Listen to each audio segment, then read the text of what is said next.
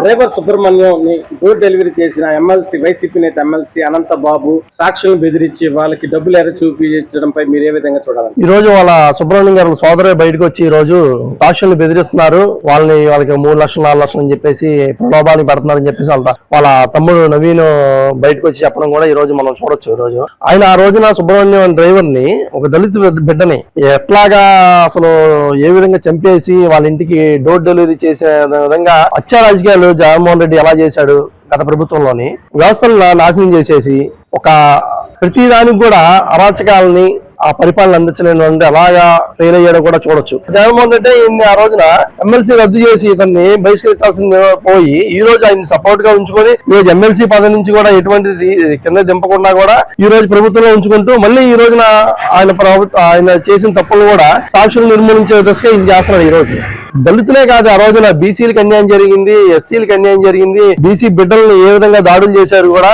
గత ప్రభుత్వంలో చూసుకోవచ్చు. ప్రతి ఒక్క దాన్ని కూడా వ్యవస్థని నిర్మూలించే దిశగా చేశారు. ప్రతి అసాంఘిక కార్యకలాపాలు పాల్పడిందే వాళ్ళ నాయకులు, వాళ్ళ కార్యకర్తలు, వాళ్ళ జగన్మోహన్ రెడ్డి ప్రభుత్వం తప్పు చేశారండి. తప్పు చేసి ఇప్పుడు భయపడ్డాడు. సాక్షులందరూ కూడా ముందుకు వస్తున్నారు. ఇప్పుడు జరిగిన అన్యాయాన్ని చెప్దామని చెప్పేసి ముందుకు వస్తున్నారు. ముందుకు వచ్చే దశలోనే ఏంది, వీళ్ళకి ఎక్కడ శిక్ష పడిద్ది, వీళ్ళని ఎక్కడ ప్రజలు చీకొడతారు.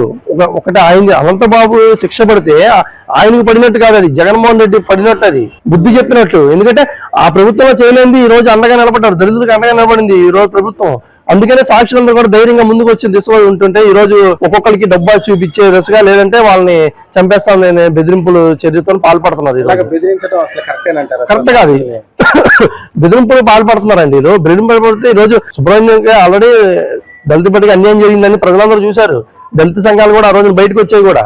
కానీ ఈ రోజు ఈయన మళ్ళీ ఇదే దశలోగా ఈరోజు తప్పుదోవ పట్టే దిశగా ప్రయత్నిస్తాడు ఈయన అనంతబాబు గారు.